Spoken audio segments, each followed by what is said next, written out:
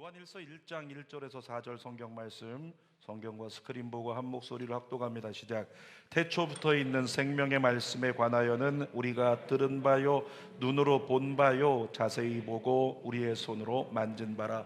이 생명이 나타나신 바 된지라. 이 영원한 생명을 우리가 보았고 증언하여 너희에게 전하노니 이는 아버지와 함께 계시다가 우리에게 나타나신 바 된 이시니라.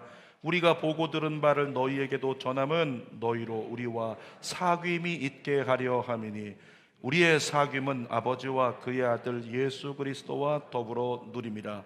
우리가 이것을 쓰면 우리의 기쁨이 충만하게 하려 함이라. 아멘.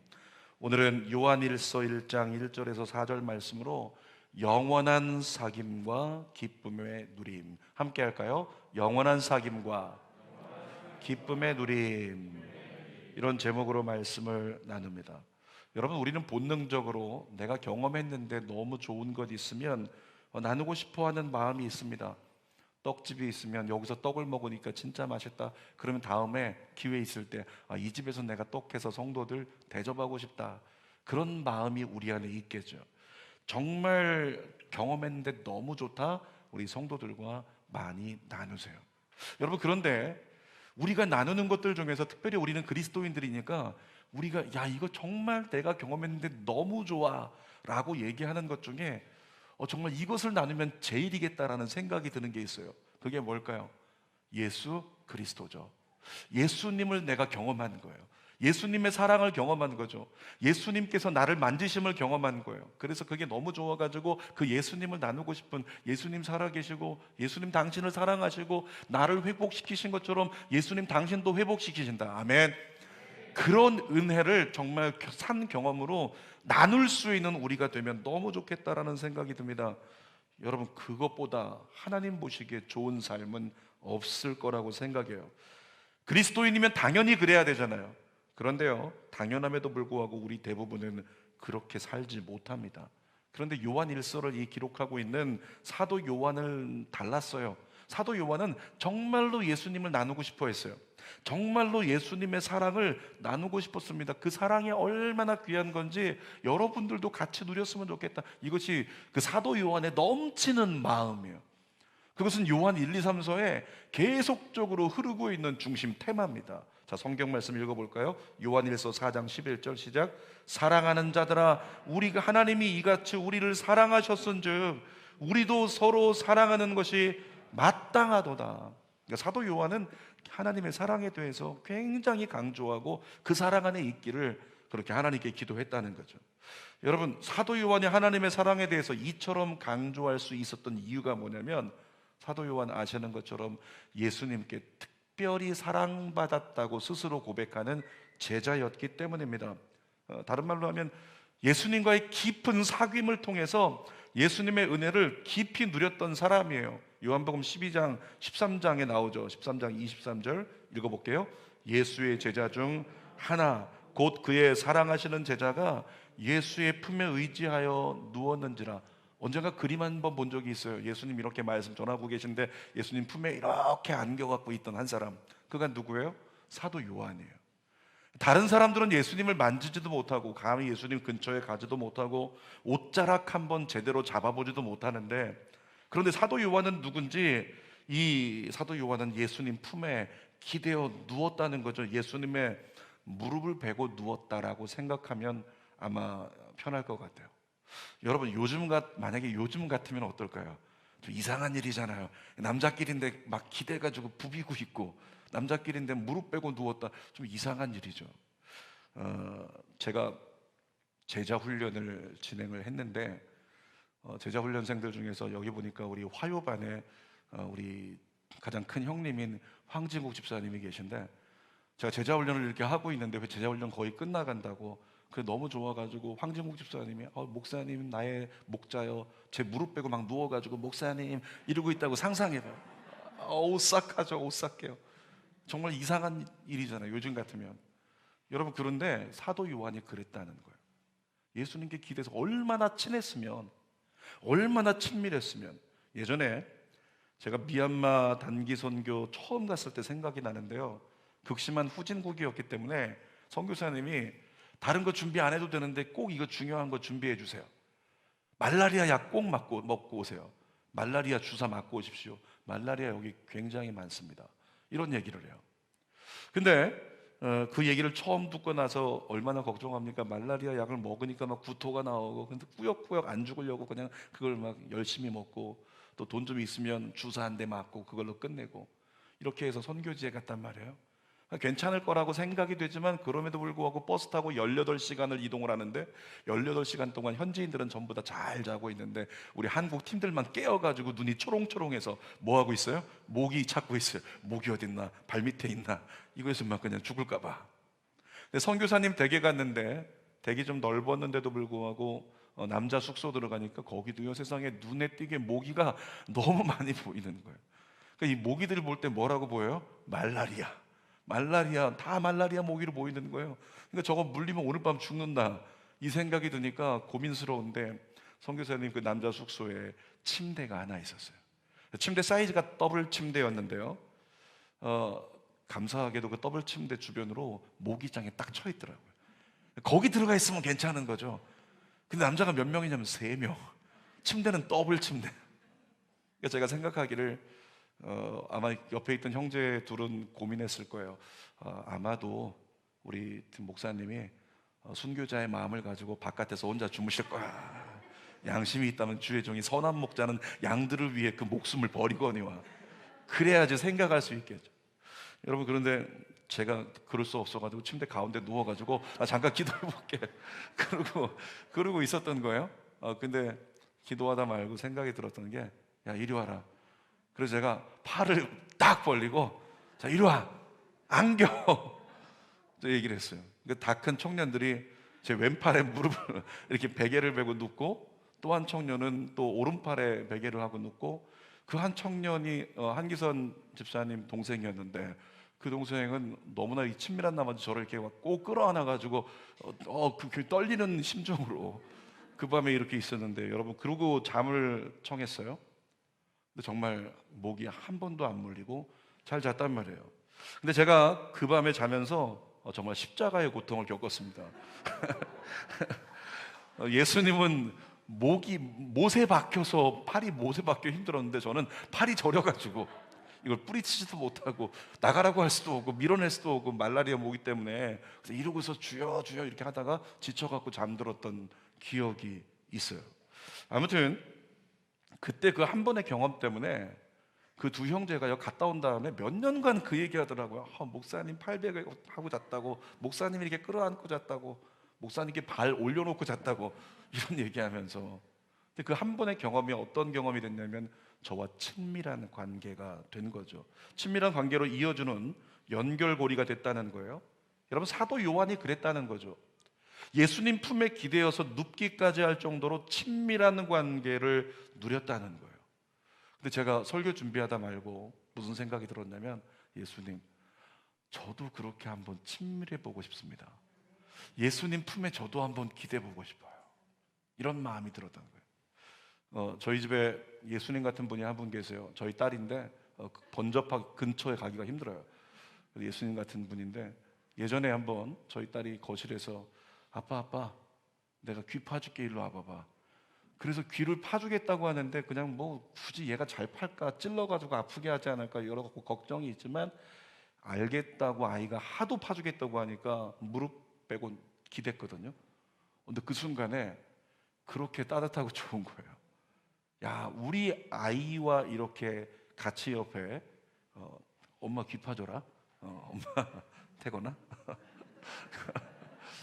그거 한 가지가, 귀는 뭐 판 것이 아니라 바깥에서 그냥 바깥으로만 계속 긁고 있다가 아픈데 막 계속. 근데 아이의 무릎을 베고 딱 기대고 있는데, 이 친밀함, 그것이 그렇게 좋더라는 거예요. 그래서 제가 기도하면서, 하나님, 예수님, 저도 예수님과 친밀하고 싶어요, 이런 마음을 갖고 제가 그런 잠시 고백을 했습니다. 예수님, 저도 안아주세요. 저도 안아주세요. 오늘 예수님이 안아주시는 경험이 여러분에게 있길 원합니다. 제가 그때 그 순간에 기도하면서도 느낌이 너무 좋아가지고, 제가 찬양을 만드는 사람이라 찬양을 작곡을 했잖아요. 가사를 한번 보여드릴게요. 가사 띄워주세요. 네, 띄워주세요. 괜찮으니까 질투하지 말고 가사. 네, 한번 읽어볼까요? 예수님 품에 안기고 싶습니다. 나를 누르는 모든 짐 내려놓고 세상에서 가장 평안한 마음으로 예수님 찬양하기를 원합니다. 네, 그 뒤 가사는 나중에 알려드리고요. 이 찬양 궁금하시면 이번 주 금요 성령 집회 오시면 불러드리겠습니다. 유튜브 생방송 안 할 테니까 현장에서만 들을 수 있으니까 함께 하시면 되겠습니다. 여러분, 사도 요한이 요한일서를 기록할 때는요, 영지주의 이단이 판을 치고 있었어요. 영지주의자들 뭔지 아시죠? 영은 선하다, 근데 육은 악하다. 그러니까 하나님이 육을 입고 이 땅에 오셔서 저 예수라고 하는 인간이 바로 하나님이다, 성육신하신 하나님, 영지주의자들은 인정하지 않았어요. 이 성육신을 부인했던 사람들이죠. 그런데 사도 요한은 누구냐면 예수님보다 너무 친밀했던 제자였고, 사도 요한은 경험했어요. 부활하신 예수님을 경험한 다음에도 예수님은 진짜 하나님이시고 하나님이 진짜 육신을 입고 이 땅에 오신 분이 맞다. 그 맞는데 영지주의자들의 교회를 혼란스럽게 하고 있으니까 그 교회를 단돌이 하기 위해서, 확신을 견고하게 하기 위해서 마음을 담아서 쓴 편지, 그것이 요한 1, 2, 3서입니다. 오늘 세 가지를 나눌 텐데, 첫 번째로 태초부터 계셨던 예수님에 대해서 사도 요한은 강조하여 얘기합니다. 자, 요한일서 1장 1절 읽어보겠습니다. 태초부터 있는 생명의 말씀에 관하여는 우리가 들은 바요, 눈으로 본 바요, 자세히 보고 우리의 손으로 만진 바라. 사도 요한이 분명히 얘기하는 겁니다. 태초부터 있었던 생명의 말씀을 우리는 눈으로 보았고 그의 음성을 직접 들었고 우리는 그를 만지기까지 했다. 태초부터 있었던 말씀인데 그 말씀, 로고스, 말씀이 어떻게 만져지기까지 될 수 있었을까요? 사도 요한은 2절에 이렇게 말합니다. 2절 상반절에 이 생명이 나타내신 바 된지라. 나타내어졌기 때문에, 예수 그리스도라는 육을 입고 우리의 눈앞에 나타내신 바 되었기 때문에, 직접 오셨기 때문에 우리는 그를 들었고 보았고 그를 직접 만지기까지 했다. 이렇게 확신하고 확증하여 증언하고 있는 거예요. 앞서 얘기했듯이 영지주의자들은 성육신 불가능하다 이렇게 얘기했습니다. 그러니까 하나님이 육을 입고 오신다는 것은 이건 불가능한 얘기야, 이렇게 생각을 했다는 거죠. 육을 입고 있는 모든 사람은 근본이 악하기 때문에 죄를 지을 수밖에 없다, 육은 악하다, 이렇게 얘기를 했다는 겁니다. 그런데 사도 요한은 육신으로 오셨지만 그는 죄가 없으신 참 하나님이었고 참 인간이었다라고 증언하고 있는 거예요. 자, 2절 중반절 같이 읽어볼까요? 이 영원한 생명을 우리가 보았고 증언하여 너희에게 전하노니 이는 아버지와 함께 계시다가 우리에게 나타내신 바 된 이시니라. 그러니까 한마디로 얘기하면 사도 요한은 예수님이 성부 하나님과 함께 계시다가 성자 예수님으로서, 성자 하나님으로 우리에게 오신 분이 맞다, 그렇게 확증한 겁니다. 어떻게 확증할 수 있었을까요? 내가 직접 보았기 때문에, 내가 직접 들었기 때문에, 내가 직접 만져보았기 때문에, 경험했기 때문에 확증할 수 있었던 거예요. 여러분, 간혹 천국과 지옥에 대해서 증언하며 간증하시는 분들을 봐요. 근데 어떤 분들은 정말 디테일하게 얘기합니다. 제가 천국을 봤는데요, 천국은 이러이러했고요, 천국이 몇 층으로 이루어져 있고, 지옥을 봤는데요, 지옥은 칸칸이 있는데 어떻게 구성이 되어 있고, 너무 디테일하게 말씀하시는 분들이 계세요. 또 어떤 분들이 계시냐면, 어떤 분은 천국 갔다 왔다고, 지옥 봤다고 간증을 하시는데 내용은 별게 없어요. 내용은 별거 없는데 강단에 서가지고 막 떨어요. 내용은 별거 없지만 정말 강단에서 별거 없는 내용을 얘기하면서 막 떨면서 이전에 그랬던 사람이 아닌데, 그런데 사람들에게 얘기하죠. 천국과 지옥은 분명히 있습니다. 여러분 절대 지옥 가지 마세요. 애절하게 얘기를 합니다. 저는 목사로서요, 후자에게 믿음이 가요. 후자에게. 왜 그럴까요? 전자는 천국과 지옥에 대해서 증언을 했지만, 디테일하게 그 모양들을 설명하지만 그에겐 애절함이 없어요. 근데 정말로 천국과 지옥이 있다는 걸 경험했고 지옥의 어떤 상황들인지를 경험한 사람이라면 그는 정말 마치 실성한 사람이라고 할 만큼 부들부들 떨 수밖에 없을 것 같아요. 정말 떨면서 모든 사람에게 지옥이 진짜 있으니까 절대 거기 가면 안 된다, 이렇게 증언할 수밖에 없다라고 하는 거죠. 왜? 실제로 경험했기 때문에 그렇게 애절할 수 있었던 거예요. 제가 전성도 이름을 불러가지고 하루에 한 번씩은 부르겠다고 혼자 사무실에서도 이렇게 이름 불러가면서 아무개 아무개 아무개 아무개 아무개 아무개 이러고 불러간단 말이죠. 이름. 근데 중간중간에 이제 이름 부르다가 걸리는 사람 있으면 또 이제 이름에다가 막 안수기도도 하고 그렇게 하는데, 여러분 성도들을 전체 명단을 가지고 기도할 때마다 제가 꼭 하는 기도가 있습니다. 하나님, 주는 교회 성도들 한 사람도 하나님 나라에 낙오되지 않게 하여 주시옵소서. 낙오되지 않게 해 주십시오. 근데 제가 늘 기도해요. 근데 하나님 낙오되지 않게 해주세요 이게 아니라 막 안타까운 마음, 하나님 정말 낙오되지 않게 해주세요. 우리 성도들 중에 누구도 하나님 나라에 낙오되지 않게 해주세요. 그 안타까운 마음으로 기도를 해요. 제가 왜 이렇게 자꾸 염려 섞인 기도를 할까요? 천국 못 갈까봐, 하나님 나라 못 갈까봐, 휴가 못 될까봐 왜 목사가 염려 섞인 기도를 할까요? 이 말씀 때문에 그래요. 누가복음 17장 34절이죠. 읽어보겠습니다. 내가 너희에게 이르노니 그 밤에 둘이 한 자리에 누워있음에 하나는 데려감을 얻고 하나는 버려둠을 당할 것이요. 너무나 확연하게 이 말씀이 주의 종에게 버려둠을 당하는 자가 되지 않도록 사랑하는 종아 성도를 이끌어라, 성도가 타협하지 않고 살아갈 수 있도록 성도를 이끌어야 된다.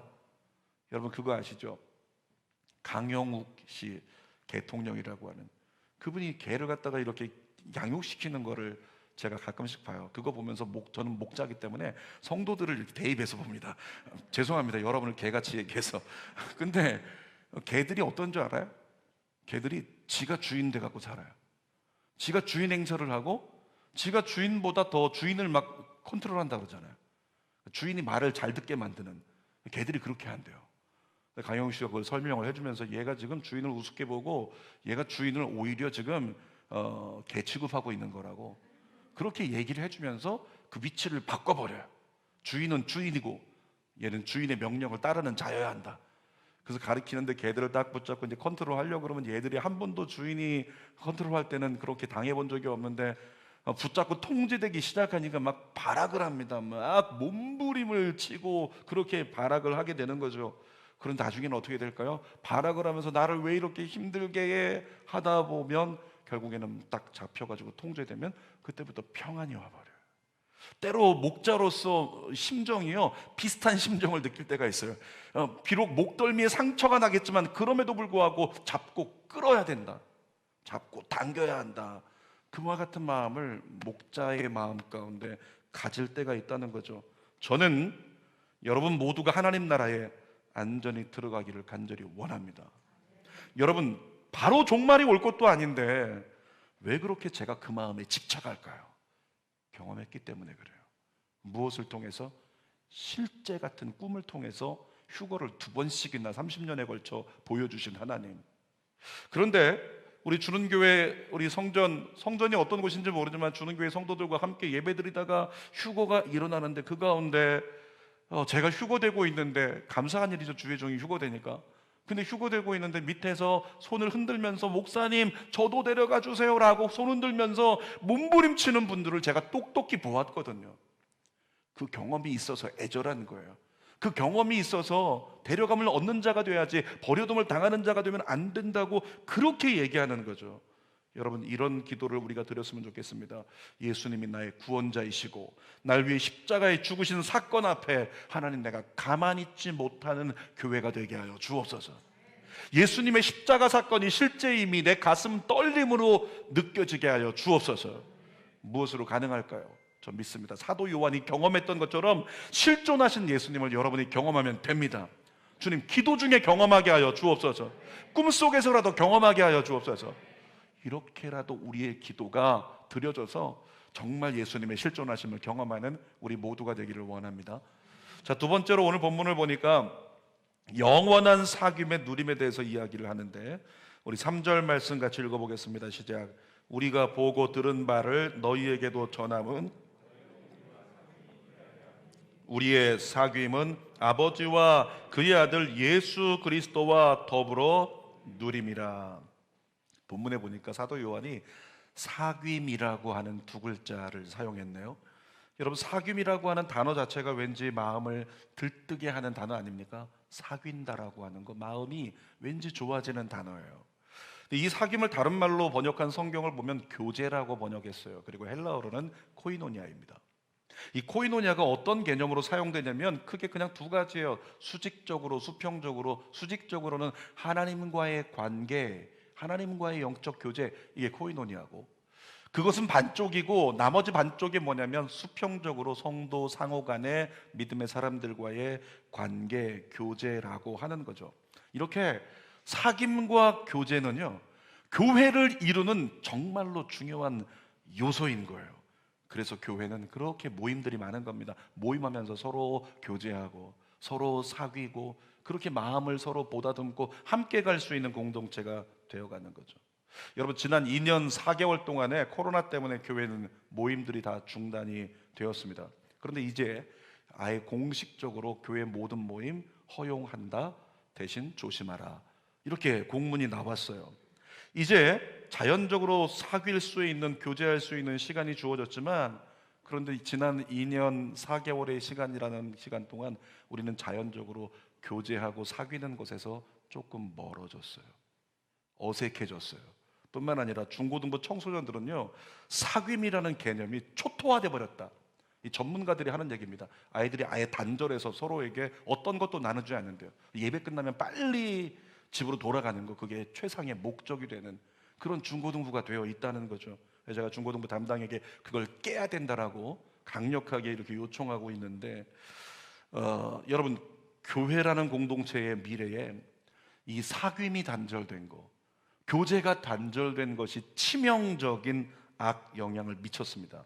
그런데 이제 사회적 거리두기 끝났어요. 안 해도 된다고 끝났습니다.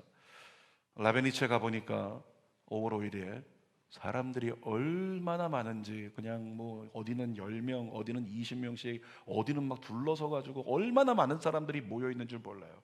근데 안타까운 건 그들 중에 크리스찬이 있는데, 크리스찬들 중에는 아직까지도 교회 모임은 노라고 거절하는 사람들이 있을 거라는 생각이 들더라는 거죠. 여러분, 이제 노 마스크 시대가 멀지 않았습니다. 가장 기대하는 게 있다면 그것입니다. 성도 상호 간에 사귐이 회복되는 것. 하나님은 강조하셨습니다. 하나님과의 사귐도 중요하지만 성도 상호 간의 사귐도 대단히 중요하다, 분명히 말씀하셨어요. 우리 3절 말씀 다시 한번 읽어볼까요? 우리가 보고 들은 바를 너희에게도 전함은 너희도 우리와 사귐이 있게 하려 함이니 우리의 사귐은 아버지와 그 아들 예수 그리스도와 더불어 누림이라. 성경대로 본다면 나는 하나님과 사귐을 가지고 있다, 나 하나님과 교제하고 있어. 근데 옆에 있는 성도들하고는 옆에 있는 성도들하고는 사귀고 싶지 않아, 교제하고 싶지 않아. 이건 반쪽짜리 사귐이라는 거예요. 하나님은 그런 사귐을 우리에게 말씀하지 않았어요. 자, 여러분에게 말씀드립니다. 제가 장례식을 치를 때마다 느끼는 현실이 있는데요, 혈육보다 교회 식구들이 낫다. 이것을 장례식 할 때마다 느껴요. 어쩌면 이거 공감이 안 되시는 분들은 교회에서의 사귐이 덜 했기 때문일 수 있어요. 진짜 교회에서 열심히 사귐과 교제 안에서 모든 성도들과 더불어서 열심히 살아갔던 사람들은 장례식 때면 다 얘기합니다. 교회 식구들이 더 낫다, 이런 고백을 하게 돼요. 주는 교회에서 사업을 하다가 어려움을 당해서 문제가 생겼던 성도들 도와줄 때도 뼈저리게 느꼈습니다. 가족들보다 교회 식구들이 더 진심으로 마음을 쏟고 있구나, 그걸 직접 경험을 했죠. 사랑하는 여러분, 가족들 중요합니다. 집안 내 사람들 중요합니다. 그런데 현실을 보면 믿음의 식구들 대단히 중요합니다. 옆에 있는 분에게 한번 얘기해 주실까요? 우리 식구입니다. 말만 그렇게 하지 말고 진짜 식구로 좀 살아봐요. 여러분, 우리가 식구인 이유고, 대단히 우리가 식구인 것이 중요한 이유는 뭐냐면 우리 천국 가면 같이 살아야 돼요. 아, 목사님, 저 그렇다면 천국 안 가고 싶네요. 좀 보류하고 싶네요. 딴 교회 가서 천국 가고 싶네요. 이런 분들 계신가요? 여러분, 하나님께서 왜 교회를 세우시고 여러분을 교회로 부르셨을까요? 성경에 분명히 말씀하고 있습니다. 히브리서 10장 24절에 읽어볼게요. 우리는 사랑과 선한 일들을 격려하기 위해 서로 돌아봅시다. 정말 하나님의 뜻을 따라서 착하게 살고 선하게 살고 주님의 영광을 드러내며 살기 위하여 서로 뭐하라? 격려하래요. 서로 격려하고 돌아보면서 도와주라는 거죠. 함께 이 일에 동참하자고, 함께 선한 일을 하자고. 이와 같이 우리가 차별금지법 얼마나 거절하는 것 좋은 일입니까? 이런 것들도 마찬가지로 다른 사람이 그렇게 못하고 있으면 서로 돌아보아서 이거 함께하면 정말 하나님께 합당한 것일 거라고 나누면서 권면하면서 독려하면서 함께 가라고 주님께서 교회로 저와 여러분을 세우고 불러주신 거죠. 여러분, 그리스도인들은 예수님의 이름으로 거룩하게 구별된 사람들입니다. 그리고 예수님은 그리스도인들의 삶의 그 길은 말이야 좁은 길이야 말씀하셨어요. 그러니까 좁은 길을 간다는 거 어떤 의미일까요? 좁은 길을 간다는 거, 우리 김포 한강 신도시에서 신도시 길이 뻥뻥 뚫려 있으니까 너무 좋잖아요. 근데 처음에는 재밌다고 생각했는데 마음에 안 드는 길이 있어요. 저 마산동 가면요, 그 은여울 마을 그쪽 가면은 길이 어떻게 생겼냐면 일부러 길을 갖다가 꾸불꾸불 이렇게 만들어놨어요. 이거 무슨 S자 운전 연습하는 데도 아니고, 때로 급할 때는 그 길이 불편하게 느껴진다는 거죠. 근데 믿음의 길은 좁은 길이라고 했어요. 그러니까 좁은 길을 갈 때는 대단히 고될 수 있다, 대단히 지칠 수 있다, 그런 말씀이죠. 그런데 그 길을 잘 버텨낼 수 있는 건 뭐냐면, 나를 잡아주는 이가 있다면, 나를 격려해주는 이가 있다면, 나를 위해서 기도해주는 이가 있다면, 여러분 모두가 상호간에 옆에 사람 붙잡아주고, 또 그 사람이 힘들 땐 내가 붙잡아주지만 내가 힘들 땐 그 사람이 붙잡아주고, 성도 상호간의 믿음의 교제로서 서로를 잘 잡아주고 이끌어줄 수 있는 그 사귐 가운데 들어가시기를 주님의 이름으로 부탁드립니다. 자, 세 번째로 보니까 오늘 본문에 이렇게 말씀합니다. 충만한 기쁨의 누림도 우리에게 말씀하고 있어요. 4절 말씀 같이 읽어볼까요? 우리가 이것을 쓰면 우리의 기쁨이 충만하게 하려 함이라. 지금 사도 요한은요, 예수님과의 영적 사귐이 얼마나 귀한 것인지 자기가 누리고 있어서 알았어요. 예수님과의 사귐이 나에게 얼마나 큰 기쁨이 되는지. 그래서 이 사귐이 너희에게도 있기를 원하고, 그로 말미암아 너희와 우리가 함께 그 기쁨이 충만한 가운데 있었으면 좋겠어, 그렇게 얘기를 하고 있는 거죠. 여러분, 지난 금요 성령 집회는요, 왠지 모르게 너무 좋았어요. 금요 성령 집회 예배 드리면서도 좋았고, 예배 끝나고도 좋았고, 그 여운이 가시지 않는 시간이었습니다. 그런데 예배 끝나고 나서 순간적으로 와, 오늘 너무 감사하다, 너무 좋다 이러고 있는데 순간 아쉬움이 밀려오더라고요. 이유가 뭘까요? 더 많은 성도들이 누렸으면 좋겠는데, 어버이날 또 어린이날 연휴 때문에 많은 성도들이 참여하지 못한 사람도 많은 것 같아서 아쉬운 마음이 들더라는 거죠. 사도 요한이 그랬습니다. 이 귀한 것, 이 은혜, 이 기쁨 좀 같이 나누고 싶은데, 여러분, 사도 요한이 기쁨을 충만히 누릴 수 있었던 근본적인 이유가 뭔지 아십니까? 예수님이 주신 평안이 있었기 때문에 그래요. 사도 요한이 증언합니다. 요한복음 14장 27절에 시작. 평안을 너희에게 끼치노니 곧 나의 평안을 너희에게 주노라. 내가 너희에게 주는 것은 세상이 주는 것과 같지 아니하니라. 평안한 상태 어떻죠? 표정으로 한번 해보세요. 자, 표정으로 평안한 상태 해보세요. 어떤 표정일까요? 알고 싶으시면 갓난아기 젖을 먹이는 걸 보세요. 아이가 젖을 다 먹고 난 다음에 그 다음에 젖에서 입을 딱 떼면서 아이는 어떻게 돼요? 바로 주님 만나죠. 입신해버려요. 기절해버려요. 그러면서 아이가 분명히 잠들었는데 얼굴에서는 이렇게 웃고 있어요. 평안해 보이나요? 그렇게 아이가 그 순간에 미소 지으면서 아무 걱정 없이 편안히 릴렉스해져 있는 거, 그게 평안이에요. 여러분이 그 평안을 누리기를 축복합니다. 세상에 어떤 환난, 문제, 어떤 여러 가지 것들이 밀려와서 나를 짓누르고 억압하고 힘들게 할지라도 그것들이 나를 침해하지는 못하는 상태, 그 평안, 그 샬롬, 그 에이데네 여러분에게 누려지기를 원해요. 여러분, 지난 2주간에 제가 정말 행복한 몇 통의 문자와 그리고 이메일을 받았는데요, 그 내용을 그냥 한마디로 얘기하면, 목사님 저 예수님 확실히 믿습니다. 여러분도 믿으십니까? 그냥 이렇게 일상적인 아멘 말고 떨림으로, 그 감동 때문에, 아니 믿는데 왜 목사한테 얘기 안 해요? 감동이 없어서 그래, 지금 안 감동하니까. 근데 이분은 매일 이메일 보내면서, 목사님 예수님 저 정말 믿어져요, 그러면서 이메일까지 보내요. 그러면서 문자까지 보내요. 뭡니까? 진짜 감동이 지금 살아있다는 거예요. 예수님 살아계시는 게 믿어지는 것이 은혜가 되고 있다는 거죠. 그러면서 예수님 더 사랑하기로 저 결단했다, 이와 같은 글들을 막 보내시는 분들이 계신데, 그분들의 마음을 보니 하나같이 기뻤다는 거예요. 기쁨이 차올라서 오늘 본문에서 이 사도 요한이 강조하는 것처럼 기쁨이 충만한 상태, 그 상태가 되더라는 거죠.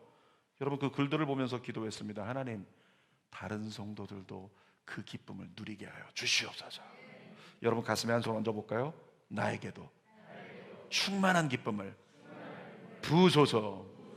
여러분이 그렇게 기도할 수 있기를 바랍니다. 여러분, 예수님 공생애 동안에 예수님 만난 사람들은 어떻게 됐는지 아세요? 예수님 만난 사람들은 예수님 딱 만나고 난 다음에 그 다음부터 돌아서 가지고 하나같이 기쁘고 즐거워서 춤을 추면서 막 뛰어다녔다는 거예요. 왜 그럴까요?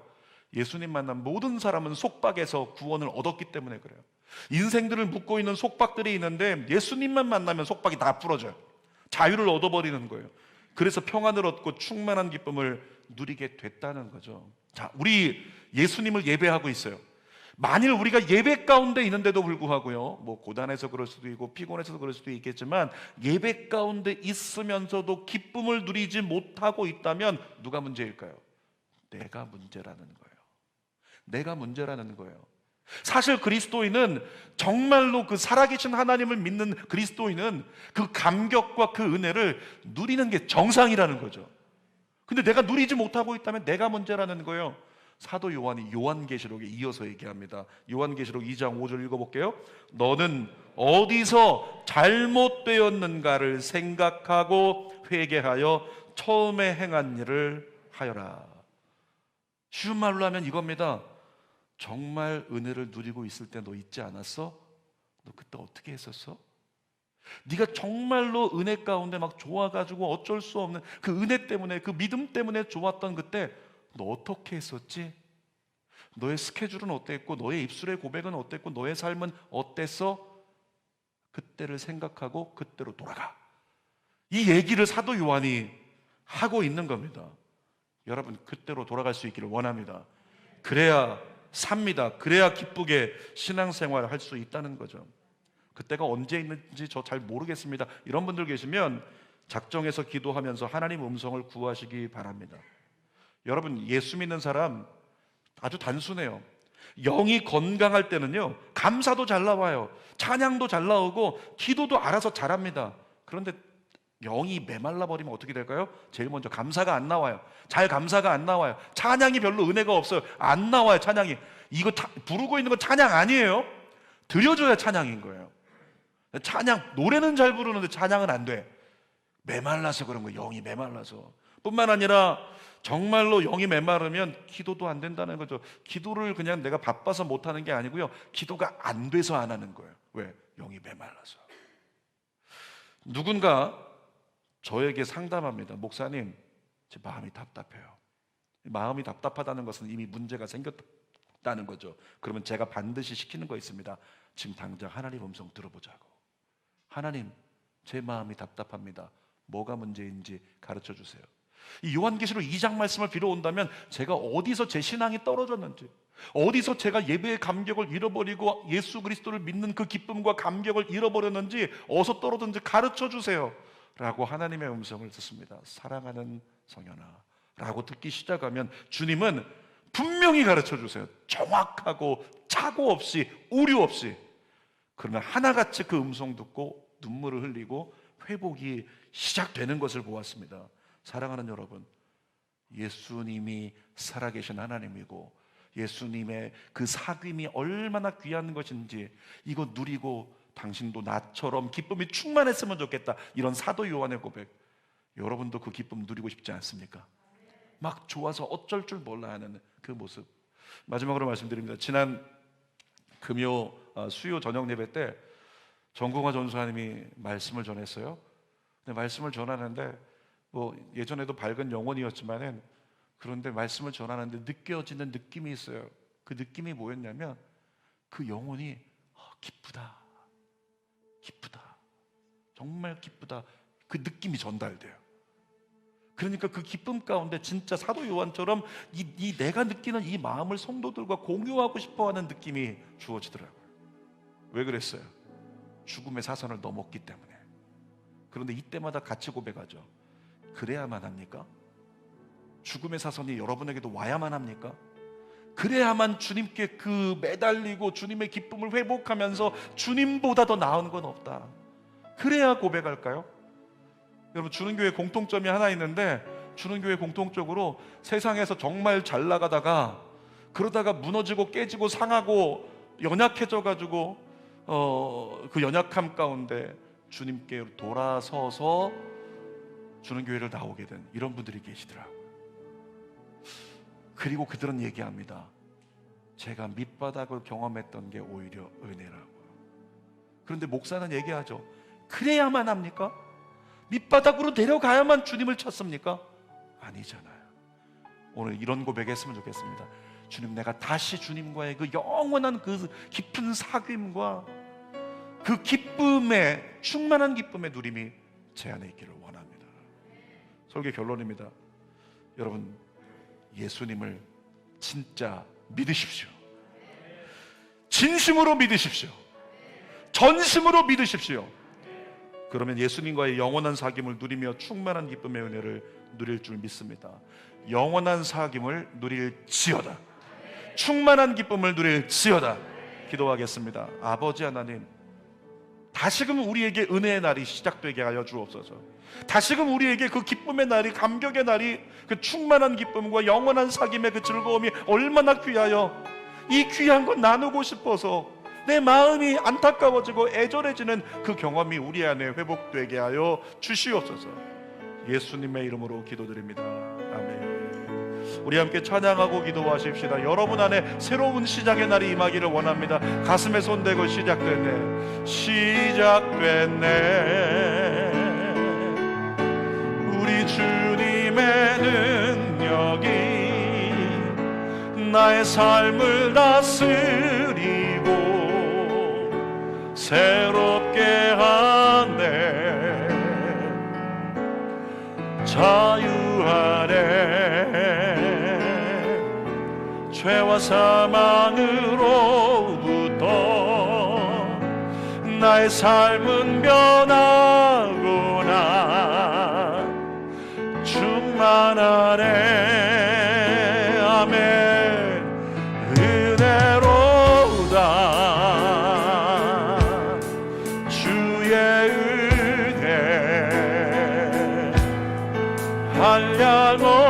한량없는 주의 은혜, 은혜로다.